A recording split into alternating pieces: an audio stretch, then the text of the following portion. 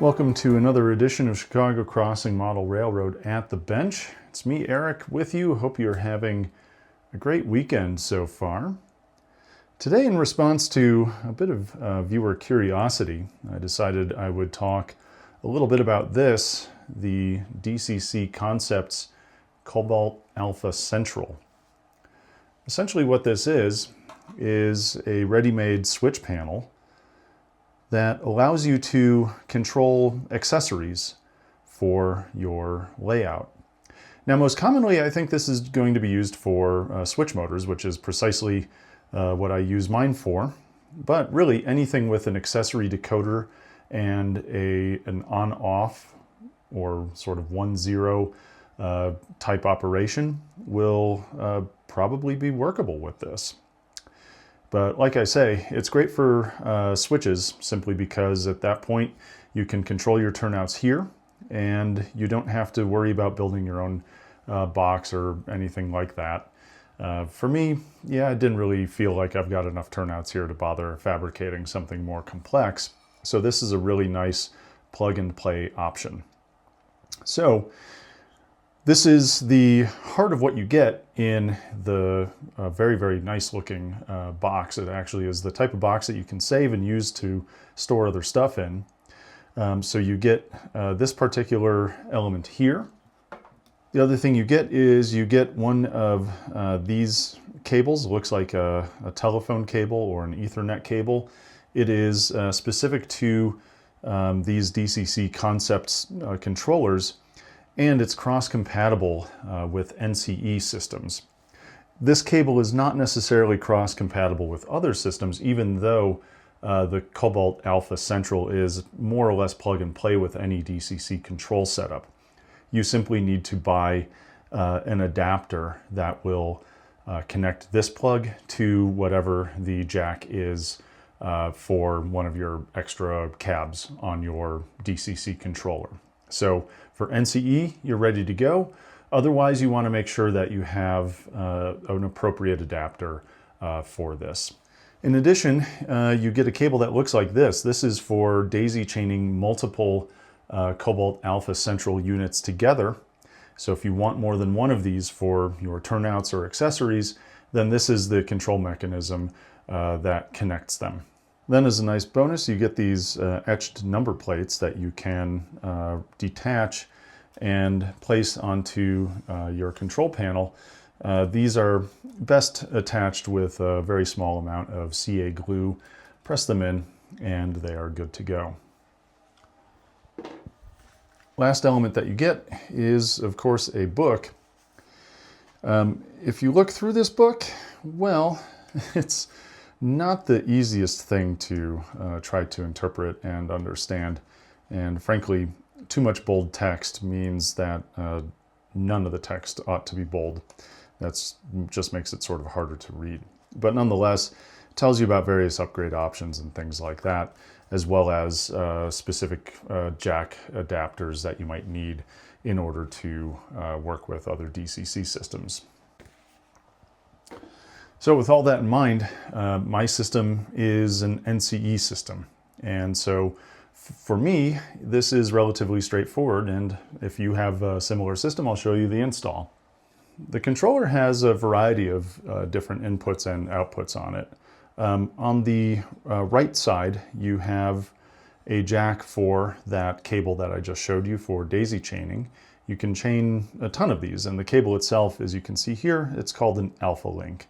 So just a brand that they use.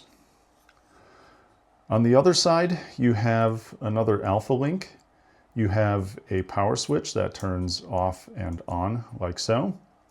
You have a DCC command bus jack. This is where that cable that I showed you plugs in. And then you have a DC power input for regulated power. So that should be high quality power. Not actually necessary for most setups unless you are planning to run something like, over 4 of these, I believe. And otherwise, the power is actually provided through the DCC system. So you don't necessarily need to be running additional power to this, but Essentially, this is like a 2.5 millimeter barrel plug that would go into there. Something that if you were going to run many of them, you could just run off of a 12 volt bus under your layout, provided that it's good quality power. Okay, with all that out of the way, let's install this. So for an NCE system, again, I've got the cable that comes with. So plug in, plug in. I already had it powered on. Now what you saw briefly flash there is the cab number for this. And that's important provided you have multiple cab controls that you're using, because you want to ensure that this number is actually distinct from any of the other cab controls, because your system will simply treat this like any other controller such as this. So you want to make sure that these are different numbers. Now the way to do that is not quite intuitive. You can tilt it windmills for a while and press this button and wonder why your LED display no longer works. But that's actually just a feature of how this system is. So if you want to set the cab address to something different, what you do is you power off the unit and you power it on holding the cab button. And now what you get is you get a blinking number. This allows you to basically change to the first digit here using the accessory button, whatever number you would like. You can press that again and it will allow you to change this number. So I can basically cycle through whatever set of digits I want up to, oh, I don't know, let's go find out. Well, if you've got 91 cabs, good for you. I don't. My main thing is simply to make sure that I keep it at its default number 4, which is a perfectly distinctive number for my system. At that point, basically what you do is you turn it back off, because otherwise if you press that button, it doesn't exit, it will simply move back and forth. So you power it down, that will actually set the number into the controller's memory. Power back on, you're good to go. Now, the other issue is the accessory addresses. So when I set up all of my turnouts, and all of my turnouts are MTB turnouts with internal DCC accessory controllers, I basically set them using my NCE pad here to be 1 through 9. And that makes sense. I have no other accessories. So on the switch install, that was basically what I had here. And that worked just fine. If you happen to have a different setup where you want these to be a different set of accessory numbers, then once again, you program this by turning it off, and in this case, hitting the accessory button while you turn it back on. And now this gives you 4 digits. So the way this basically works is you don't control each one of these individual buttons as an address. So you don't have to do this for 12 different buttons here. Rather, what you're doing is you're basically setting the address of the first of 12 consecutive addresses. So in other words, I've got this set at accessory number 1 out of, I think this can do like 2,000 or so accessory addresses. Again, good on you if you've got 91 cabs and 2,000 accessories. I do not. However, the same principle as before, you can basically set whatever that digit is and then use the cab button to swap between them. And so right now, because I have this set at 1, it will automatically have this leftmost button as accessory 1. This one will be 2, 3, 4, 5, 6, 7, 8, 9, 10, 11, 12. If I set this to 2, then that makes this 2, 3, 4, 5, 6, 7, 8, 9, 10, 11, 12, 13, for instance. So it's simply important to be cognizant of keeping your accessories, such as your turnouts, in some consecutive order. And that's basically that. So that's really how the system operates. It's pretty straightforward.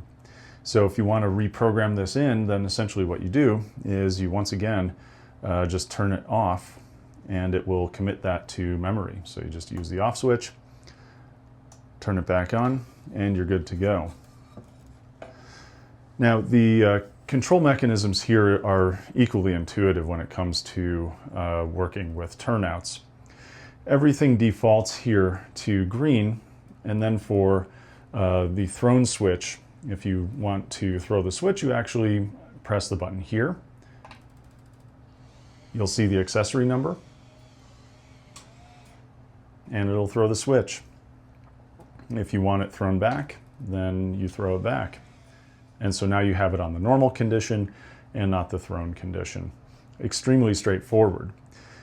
Of course, if what you find is that your accessory decoder is working in opposite fashion, then that's basically where you go to the turnout accessory decoder and you reprogram its function to make sure that the thrown condition can align with this button. And that's pretty straightforward. On the MTB turnouts that I have, really the way that works is you hold down the test button for 2 seconds, and at that point it will reverse its identification of being thrown or in a normal state. So that's really it. It's about as plug and play as you get, and that is pretty cool. Like I said, for me, this is light enough to where I can actually just keep it on a very, very simple plexiglass platform in front of the layout. So for you, you don't need a big shelf. This can be a perfectly minimalist sort of control. You can attach it to almost anything. All right, that's some fun with DCC Concepts products. I really enjoy this. I think it's a cool little system, particularly for small layouts where you don't have a ton of turnouts or accessories. I think this works really, really great. All right, have a good rest of the weekend. Take care.